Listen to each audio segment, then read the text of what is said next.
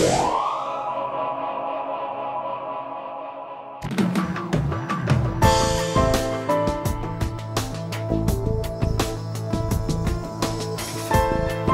gebouwd omdat de schepen langzamerhand te groot werden voor de werf in het gebied aan de Kagerplassen.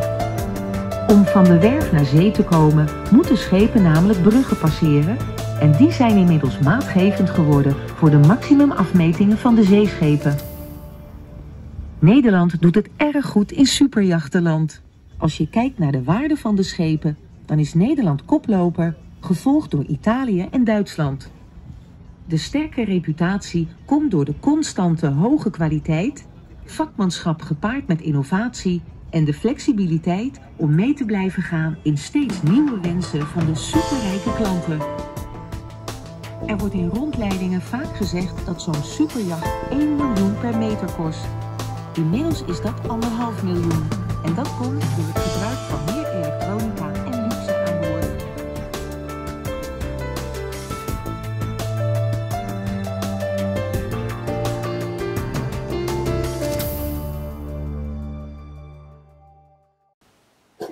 Olá, tudo bem com vocês? Eu espero que sim.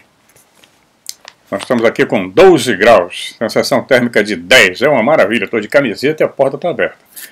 Varandinha aqui, um sol incrível, mas isso aqui pra gente é um paraíso. É muito bom. Bem que já avisaram que a semana que vem a temperatura vai cair muito.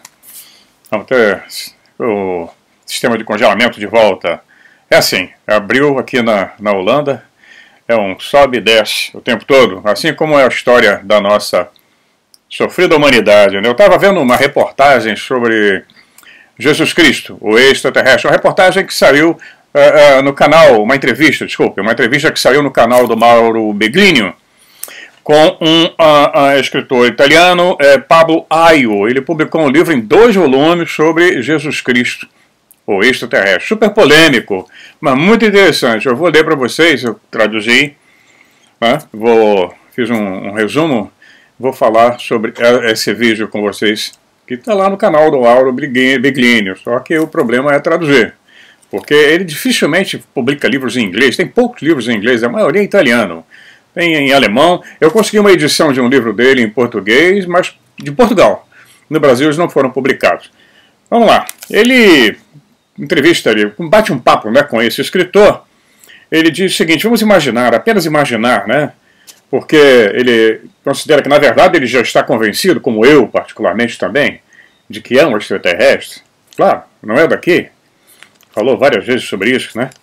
E ele diz que as raízes desse caso são muito profundas, muito profundas. Quem não conhece Mauro Beglino, ele foi tradutor, trabalhou 25 anos para as edições paulinas, trabalhou para o Vaticano, fazendo traduções da Bíblia, do grego, aramaico, hebraico, antigo. É um especialista e tem vários livros publicados sobre o assunto.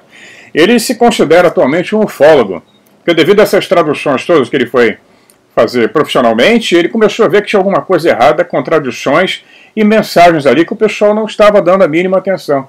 Mensagens importantes sobre as características desses patriarcas, Elohims, anjos e, no caso, o Jesus Cristo, que ele também considerava um dos Elohims. Vamos ver. Também o Pablo Aio, ele escreveu um livro de ficção, que chama de ficção histórica, se baseia em fatos históricos, né, para colocar o que ele pensa, que aí não tem implicações religiosas, políticas, etc. Mas ele coloca o Mauro Beglino como personagem, ele é claro com a autorização do Mauro Beglino, nesse livro, nesse romance, sobre uma ameaça. Eu não li o livro ainda, eu só peguei a entrevista, o bate-papo deles, né? Mas o livro, ele comenta que o livro fala de uma ameaça que vem de fora, uma espécie de um asteroide, que ninguém sabe se é um asteroide mesmo, alguma coisa muito grande, massiva, se aproximando do nosso planeta. As autoridades sabem disso, né?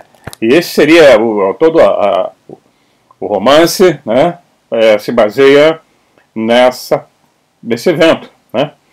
E ele diz o seguinte: a maioria das pessoas tem medo de tocar no assunto sobre a origem de Jesus Cristo, esse personagem incrível, que é hoje super fácil de comprovar que ele existiu. O personagem histórico, sim. O que ele foi, o que a igreja diz que ele foi, é outra coisa, né? Então nós temos sim esse personagem, não existe dúvida quanto a isso. Né? Isso é como um elefante na sala de cristais. Imagina, tocar nesse assunto, da origem, do que é, mas indo profundamente no assunto, não te prendendo a teologias, né? e a doutrina dos religiosos que abafam tudo, só mostram o que eles querem, que interessa para eles. Então, ele fala sobre essa ameaça, vindo em direção à Terra, e os governos terão que falar, em algum momento terão que falar sobre isso. Falar sobre o assunto UFO, que parece que não é um asteroide, sim, uma gigantesca nave, que vai empaquetar todos e vai empaquetar todas as religiões, menos a hindu. Eles não vão ter problema quanto a isso, eles estão carecas, como eu, de saber que esses deuses existem e que iam voltar um dia. Ele diz que a igreja sempre nos vendeu a imagem de um Jesus calmo, agradável, gentil, o que certamente ele era, né? Porém, talvez de todos os Elohims, ele fosse o mais calmo. Ele não fosse o mais sanguinário, porque todos eram terríveis. Nós lemos lá, como está escrito na Bíblia. Vamos supor que aquilo que está ali é o relato real, né? Então existem vários pontos, ele cita algumas partes 3, que mostram que ele era o menos mal deles, né?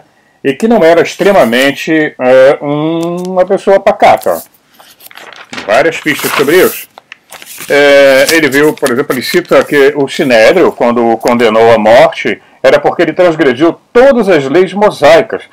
Ele foi condenado por motivo puramente político ou sociopolítico, né? Portanto, era um personagem diferente do que nos foi apresentado. Ele era um guerreiro. Os romanos não crucificavam ladrões, não crucificavam pessoas, bandidos comuns. A pessoa, para ser crucificada, tinha que ser por motivos políticos. Isso é histórico também.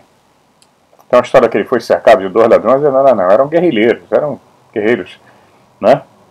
Eram criminosos políticos, né?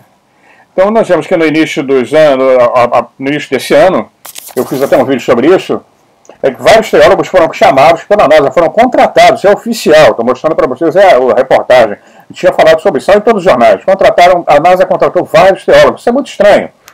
E isso é oficial, né? Então nós temos mais uma vez o elefante na sala de cristal. Por que a NASA contrataria teólogos, né? E não foram teólogos protestantes, foram católicos. Ainda tem essa, né? Então nós vamos ver que muitos dizem que o Velho Testamento é uma coisa e o Novo Testamento é outra. Mas quem sabe, quem é que pode afirmar? Né? Dizem que eles não têm ligações nenhuma, mas parece que tem sim. Existe uma continuação entre os Elohims do Antigo Testamento e essa figura do Messias, ou o Messias de dos Elohim. Né? De repente ele foi um mensageiro, um enviado de um outro Elohim, que no caso ele fala sempre no pai dele, mas também era Elohim. Elohim nós já conversamos várias vezes sobre isso nos vídeos passados, você tem que ver os vídeos. Quem está chegando agora, dá uma olhada nos vídeos anteriores, onde eu comento sobre o Elohim, o que pode ter sido, o que ele foi, e como eles intervieram. Mas não era Elohim, é plural, são vários. É um epíteto. E ele aí, essa palavra, ela é inerente ao idioma hebraico. Se você for para a Índia é outra coisa. Se você for para a China é outra. Se você vier para a América Latina é outra. O Elohim é especificamente na Mesopotâmia. Para mim, continuando lá com a entrevista, com o bate-papo entre o Mauro Bigrinho e o escritor, ele diz o seguinte, eles continuam comentando, por exemplo, nós temos mais de 30 mil religiões do planeta.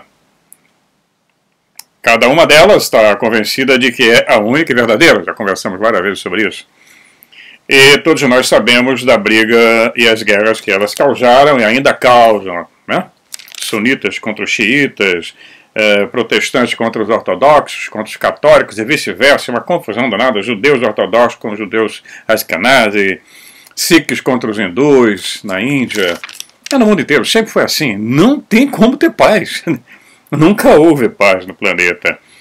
As religiões abraânicas, por exemplo, né, abraânicas, a católica, a judaica e a islâmica, elas todos consideram não consideram Jesus o Deus, né? Foi por decreto, Deus. Na protestante ele é filho de Deus, mas ele é Deus ao mesmo tempo. Tem essa confusão, isso dá uma conversa até amanhã de manhã sobre o concílio de Nicéia que decidiu sobre isso, a divindade de Jesus. Mas todos eles, até a islâmica, considera como um dos profetas, não o último, né? O último teria sido Maomé. Mas ele diz o seguinte, ele é venerado por todas essas religiões, evidente, né? O personagem dele. Agora, imagine, né, que ele está de volta. Uau! Pois é, ninguém tem a menor ideia, nem a descrição exata de como ele era e de como ele vai parecer. Isso abre uma leque de polêmicas. Por que a NASA chama teólogos? Alguma coisa está vindo aí, alguma coisa vai acontecer, vai ser a abertura, vai ser feita? Como é que eles vão apresentar esse Messias extraterrestre? Muita gente já comentou sobre isso, tem vários vídeos sobre esse assunto, dessa polêmica, porque vai ser uma coisa muito complicada. Ninguém pode imaginar o que vai acontecer com essa volta. Será o verdadeiro, o histórico? Vai ser um desconforto total. Não é? Pois é. Você vê que nós temos aí o Papa, que não é Papa, né? Que é o Bergoglio, o Francisco, porque o Papa mesmo é o Bento XVI. Ainda está vivo. Então nós temos 2 papas. Só aconteceu isso na Idade Média. Colocaram um Papa tampão para tentar administrar no lado religioso essa crise que nós estamos passando, porque tudo isso está dentro da agenda, todos esses acontecimentos atuais, desde a doença maldita, esses conflitos agora aqui na Europa, tudo isso está dentro da agenda. Mas parece que o lado de lá, os russos, serviram como pedra de tropeço na agenda 2030. Eles tropicaram agora, a barra pesou, né? Nós não estamos podendo saber nada de lá, não sabemos, tanto aqui como no resto do mundo, as notícias são desencontradas e eu falo com vocês, falei no vídeo passado, não acreditem em CNN ou Globo News. Ninguém sabe. Alguns jornalistas agora já estão começando a sentir que a coisa tem que mudar. Que eles só estão falando mentira, a maioria das pessoas está sacando que há um exagero nas notícias, não é bem assim que a coisa está acontecendo, não. É um exagero, dá para perceber. Essa mesma mídia que apoiou a doença maldita está agora transformando um cara em herói e falando só que, pelo que eles falam, dá pra vitória total do lado de cá. E não é essa a realidade. A coisa está muito mais pesada. Comentei com vocês, olha os canais que tem aí no Brasil que sofrem menos problemas do que aqui. Eu já citei os canais lá no vídeo passado. Quem quiser dar uma olhada lá. Polêmicas à parte. Não estou aqui nem pensando em partido político. A gente já passou disso. Tá? A coisa é muito, muito, muito mais profunda do que um simples partidozinho político. Pois bem, em dado momento, o Biglino ele coloca a seguinte questão. Os aliens, por que eles não intervêm e nos salvam dessa loucura que nós estamos vivendo? Puxa vida, né? Nós já sabemos que na história básica da ufologia, né, existem casos em que discos voadores, ou seja lá o nome que quiserem dar, Vimanas, UAPs, intervieram desarmando mísseis com ogivas atômicas. Tem até no National Geography ou Discovery, não sei, desse stream, tem uma série dos antigos alienígenas que fala sobre essa suposta intervenção que eles desarmam os mísseis, aconteceu nos Estados Unidos e do outro lado também, né? O próprio Nick Pope, né? Todo mundo conhece, trabalhou 25 anos no Ministério da Defesa Britânica. Ele diz ter estudado 12 mil casos, dos quais 5%, ou mais ou menos 600, não conseguem ser explicados, né? Tem muito mais. Nós vamos ver que no tempo da União Soviética, um general disse a um amigo, isso Nick Pope conta no livro dele, que todas as vezes que eles armavam uma ogiva nuclear, aparecia um disco e as desarmava. Aconteceu nos Estados Unidos também, né? Eles, uma vez, um desses generais, recebendo uma visita de um outro general, ele falou, olha, você quer ver como é que a coisa funciona? Ele armou um caminhão, montou os mísseis, fez todo o sistema operacional, aprontou tudo. Quando eles foram para fora do quartel, posicionar o caminhão, pô, apareceu o disco lá. E desarmou. Desarmou por 24 horas, o sistema ficou desarmado. Então eles fizeram esses testes para mostrar que havia uma interferência sim. Como nós já vimos anteriormente, já fiz vídeo lá atrás, daquele general, um cientista e professor israelense que declarou que havia contato entre as duas grandes potências, faziam esse contato com essa turma. Então é isso aí. Isso aconteceu nos Estados Unidos, foi na base Malmstrom, em 1967, em Montana. E sempre que a coisa esquenta, eles se aparecem e ficam bem próximos. Espero que façam isso agora, né? Estou torcendo. Eu estou aqui preocupado também, tenho filhos, netos. Né? Eu não estou preocupado comigo mais. Eu já estou no fim da viagem. Então, diz que foram 10 mísseis Minuteman que estavam nos tiros, foram completamente desarmados. Foram desativados por 24 horas lá nos Estados Unidos e do outro lado também. Ao que parece, eles nos deixam, quer dizer, desculpe, aparentemente eles permitem que nós façamos essas guerrinhas convencionais, que nos matemos uns aos outros, mas não passa daí. Enquanto nós estamos comendo um ao outro, eles estão fazendo o trabalho deles, explorando a fazenda, de todas as formas, físicas, espirituais, energéticas, minério, a parte biológica. Isso aqui é o único cantinho habitável que nós temos aqui no sistema. Não tem nada próximo da gente, igual a Terra. No nosso sistema solar, a Terra é uma joia. É a joia da coroa. É cobiçada. Então, nós vamos ver aqui que eles nos deixam fazer as guerras convencionais, porém as atômicas não. Pois apagar a vida na Terra os afetaria também. Eu já conversamos sobre isso. Mesmo uma explosão atômica não afeta apenas a nossa dimensão, mas a outra dimensão que está aqui convivendo junto com a gente. No nível atômico ou subatômico. A coisa não é simples assim. Né? Então, deixa eu virar a página aqui.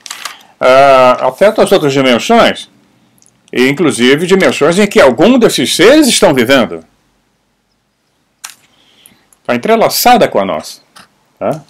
Então, a Terra seria uma espécie de laboratório, segundo o Mauro Biglino, nesse bate-papo, com características extraordinárias, nós sabemos disso, somos o único canto que tem esse tipo de vida aqui em volta. O próximo planeta parecido com o nosso está a alguns anos-luz daqui.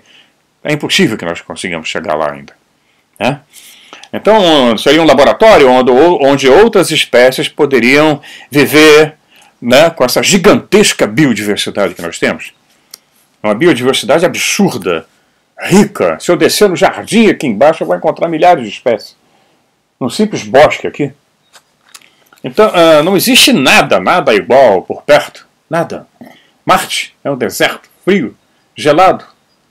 Se eu tiver vida lá, é um outro tipo, baseado em outra biologia.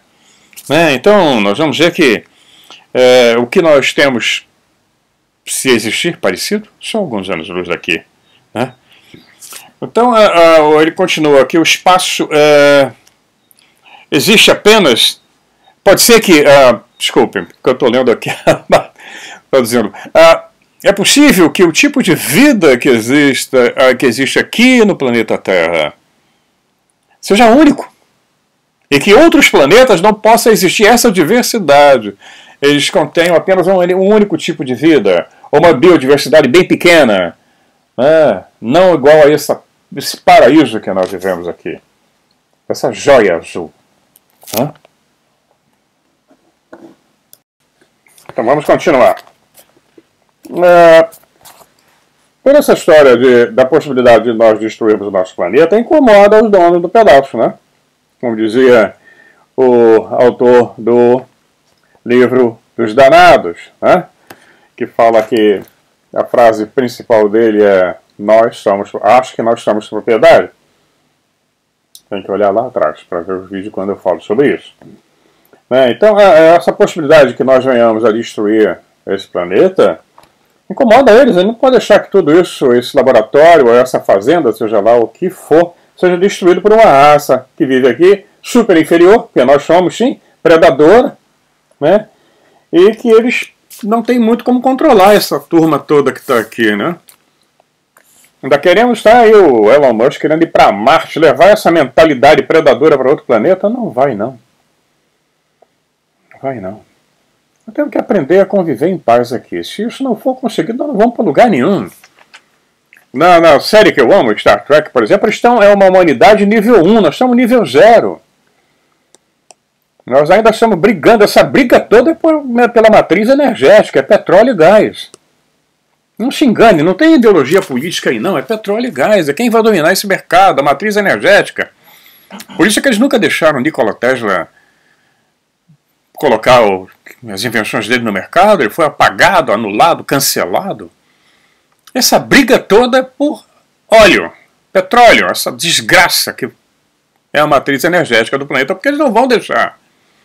Essa turma está pouco ligando. Eu fiz um vídeo aí no início tem um filme que eu fiz, nós fizemos um passeio na Baía de Amsterdã, aqui no Porto de Amsterdã, mostrando os iates desses metamilionários. Esses caras estão cagando para você, solenemente, a qualquer um de nós. É 1,5 milhão de euros por metro quadrado construído de cada iate daquele. São esses caras que estão comandando a história. Então é uma racinha terrível. Nós somos terríveis. Nós temos que aprender a nos... Primeiro toma posse do planeta, que nós não tomamos ainda. Quem está comandando está aí fora, está por trás das cortinas. Né? Vamos continuar lá. Tem um general chamado Lynn Bushman. Ele é major, ele trabalhava no projeto Divisão Remota. Né, do Divisão Remota, toda hora eu tampo aqui o microfonezinho. Divisão Remota. Eu tenho um livro muito bom da Anne Jacobsen. Fenômena. Ela não é ufóloga, ela não é da teoria da conspiração. Essa jornalista investigativa ganhou o prêmio Pulitzer várias vezes. Ela fez um livro só sobre a história secreta do governo americano e as investigações extrasensoriais, percepções e telecinese, psicocinese. Está aqui. Canalizações, etc. E visão remota. Isso era usado, ainda é usado. Não é invenção. Não estamos falando de nenhuma besteira aqui. Então a visão remota é usada. Foi usada e é. E aqui ela tem um livro, olha, a grossura do livro. Só descrevendo todo esse sistema. Ainda pretendo fazer uma live sobre isso. O meu problema é se eles vão deixar. Enfim, esse major, ele trabalhou no projeto de visão remota, ele tem um relato, ele diz que uma das suas... Ele tinha várias visões, e uma vez ele foi abduzido, né, por greys. E que injetaram nele uma substância. Ele perguntou o que era aquela substância, o que era aquilo que estavam injetando nele. E os greys responderam que era uma doença mortal, mas que ele não deveria se preocupar, pois só era mortal para eles, os greys, os cinzas. Então o Major Lin perguntou então por que eles estavam injetando isso nele. Eles responderam que em 2 semanas eles estariam de volta para pegar os anticorpos dele. Então, nós estamos vendo aí que os anticorpos são compatíveis com esses greys. Loucura, não? Está lá escrito, hein? Estou dizendo que eu concordo com tudo, não. Nós estou comentando, algumas coisas fazem sentido. Não é? Tem alguma compatibilidade. Então, nós vemos nas histórias de Enki, Enlil, né, lá dos Sumérios, eles fizeram uma modificação no nosso DNA.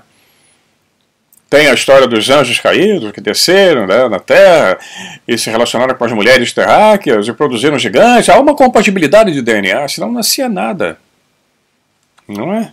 Então nós vamos vendo que a coisa faz sentido. Né? Então, vamos ver que ninguém presta atenção nisso.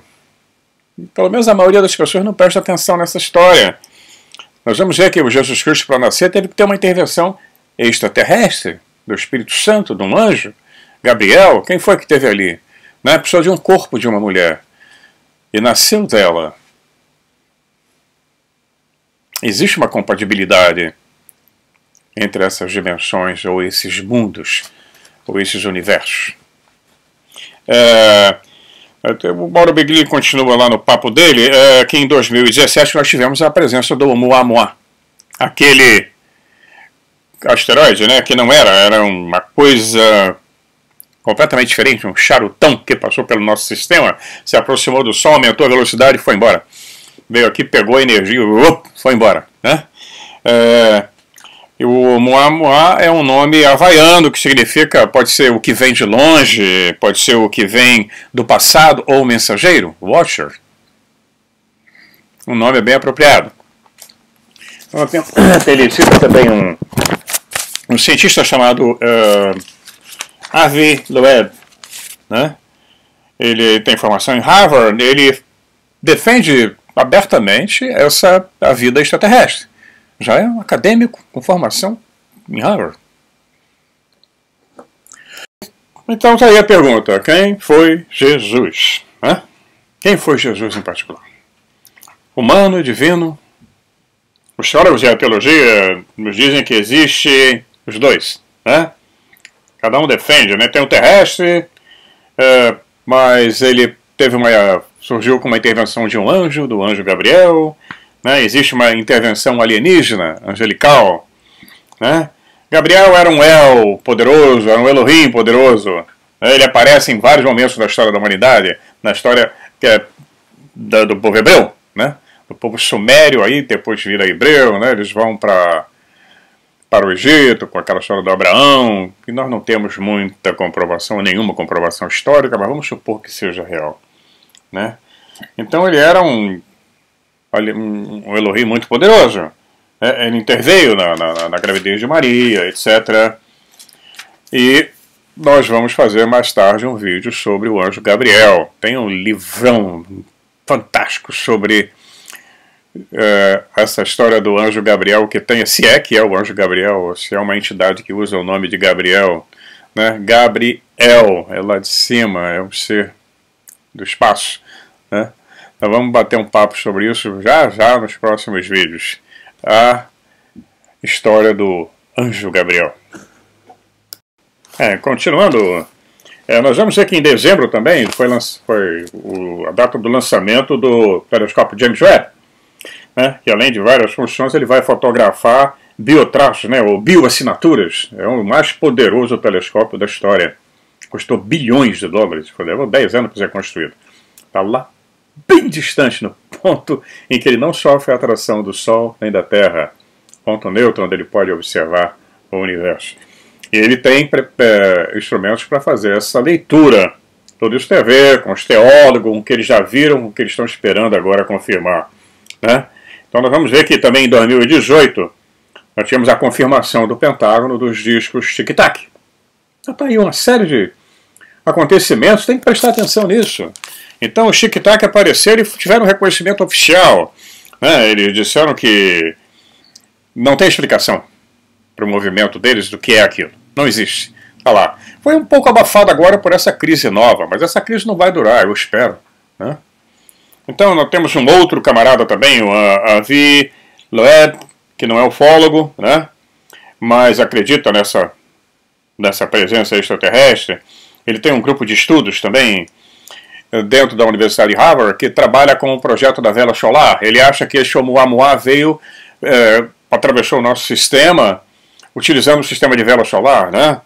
Que é impulsionada, o vento solar impulsiona, a radiação solar impulsiona a nave. Ele acha que esse Oumuamua era impulsionado por uma dessas velas. Ele está trabalhando num projeto desse, aí você pode viajar pelo universo, vai pulando de estrela em estrela, são trilhões e trilhões de estrelas, você usa a energia de uma estrela, seria a civilização nível 3, ou nível 2, aliás, né? Tem a 1, que seria o universo de Star Trek, depois tem a nível 2, que já usa a energia do Sol, da sua estrela, e aí pode ir pulando de sistema para sistema. Né? É uma tecnologia que nós ainda estamos longe de dominar. Então vamos lá, para não estender muito, né? Nós temos um outro físico que falou sobre isso, né?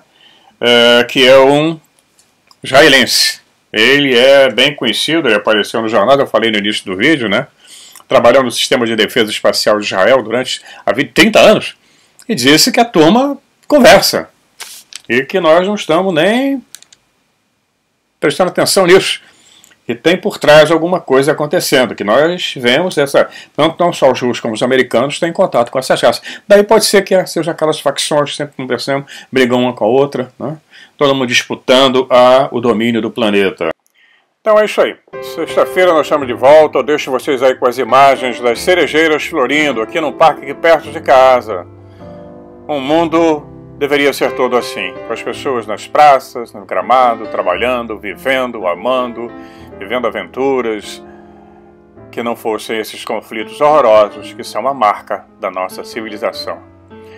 Até sexta-feira e se cuidem. Um abraço a todos vocês, um abraço da Magdalena para vocês também. Até já.